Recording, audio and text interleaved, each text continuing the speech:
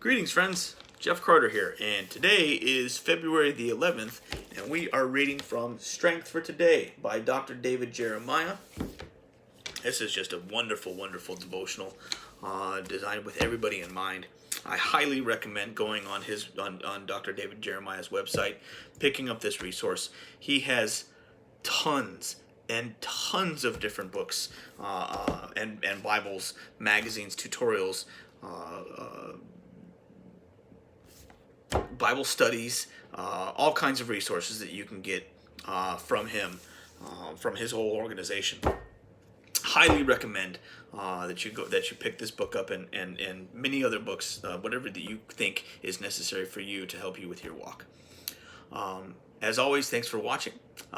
Thanks for subscribing. Thanks for punching that like button, sharing these videos all across the world, and let's go ahead and jump right in. February the 11th is titled A Watershed Moment. Colossians chapter 3, verse 12 says, "Therefore, as the elect of God, holy and beloved, put on tender mercies, kindness, humility, meekness, long-suffering." The Rocky Mountains are a watershed. Rain falling on the western slopes flows west, and rain on the eastern slopes flows east. In the same way, a watershed moment in life is an event that forces us to go one way or another. Joseph had a watershed moment when the wife of Potiphar tempted him to commit sexual sin. She grabbed his cloak, but he slipped out of it, leaving it behind in order to escape her grasp. This was a watershed moment, a choice to leave behind an old, worn garment and put on the garment of God's approval and blessing. Within a few years, Joseph was Pharaoh's second in command. Elsewhere in the Bible, Paul uses the idea of taking off and putting on to describe the critical choices a Christian must make. Putting off the garments of sin and putting on the garments of love and forgiveness. Garments are a perfect image, taking off the old way of life and putting on the new.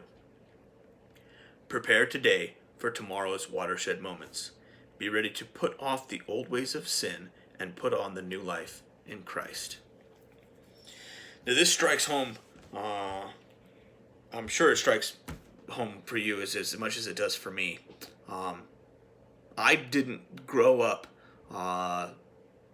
in and around the church as maybe many of you did. I came to Jesus in my late 20s. And that is a story for another day. But for me, taking off the old ways of sin and putting on the new ways of Christ is something that I continue to do daily. Reading in Ephesians chapter 6 about putting on the whole armor of God, something that I need to do continually. Because especially for me, those old ways were a big part of my life.